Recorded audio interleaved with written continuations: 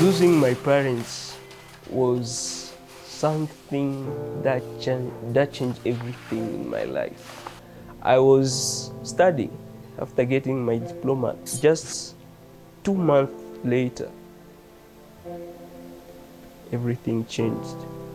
I lost my parents and I found myself here in Uganda as a refugee. I couldn't understand anything. Me and my sisters, everything changed for us. And we came here. That is how I started art. And I felt like the society is trying to telling me something, and I had to reply to the society.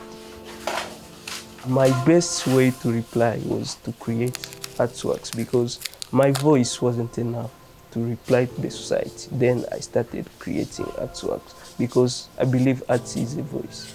It's a voice for me, and that it's actually a loud voice, louder than my normal voice. That's how I started creating artworks. I wanted to paint, but I had a serious problem, and the problem was to get materials. I couldn't get materials. I never had money to get, but to get a marker, anyone can get a marker. So using markers and pencils to create amazing artworks is actually a voice that says that even the smallest thing that we have in life also counts. In early 2021, I met Spaces Up, and now I could get paints, and I started painting. I don't actually paint or I don't actually draw. I write.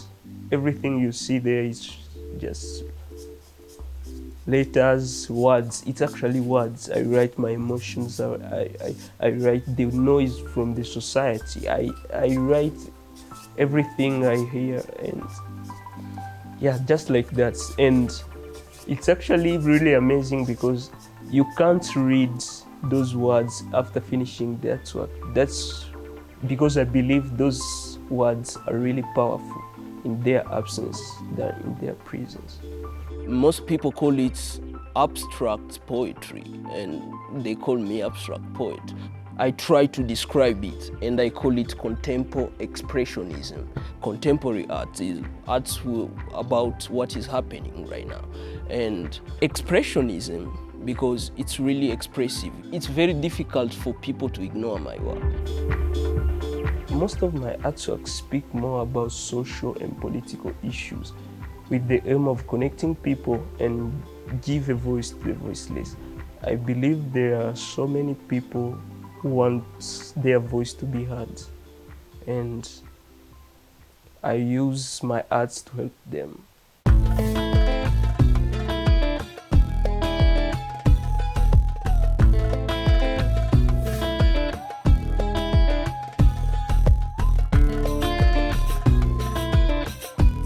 At the opening of this exhibition, I sold all my artworks I exhibited, and it was really amazing. I never expected something like that.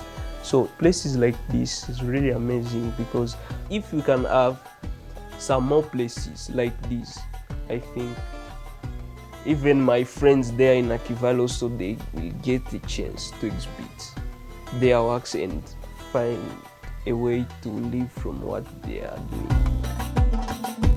One of our key objectives was to, number one, bring together artists from all walks of life in Uganda, who are Ugandan but from all walks of life, different backgrounds, various backgrounds, and give them an equal platform to showcase their work and their talent. We are inspired by the artists. We find ourselves greatly blessed to have these geniuses, because for a non-artist, we can't compute how somebody sits down with a blank piece of paper and comes up with this magical creation that just is mind-blowing. And so we feel incredibly blessed to be able to provide a platform for this genius to shine and make it accessible to people. On some points I was like, okay, I create work, but I think I can have a career out of this. And So that's how I started reaching out to galleries. Then Amasaka Gallery decided to represent me. The gallery were like, okay, Makano, are you ready for a solo exhibition? I was like, yeah, I'm ready. If I can try to describe the I am exhibition, it's more about identity, being you.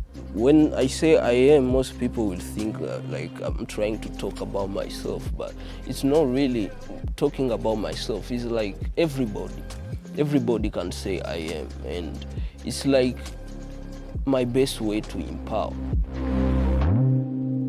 It's a statement of the human spirits of creating, of finding meaning and voice through chaos. Yeah, that's what I am is all about. I really want my art to draw attention of what is going on in DRC. You'll see at the I am exhibition, most of the canvases are red.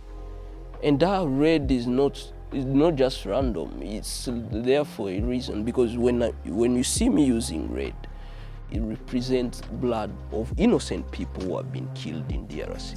People have been killed and people are still being killed to this day just because the country is rich. And I don't think that's right. And so the way I can talk about it, or the way I can draw attention about that matter, is by putting my canvases red. The only thing I wouldn't want anybody to take from my art is like to ignore it. I want it to annoy you if it's supposed to, and I want it to like give you hope. I want it to empower you.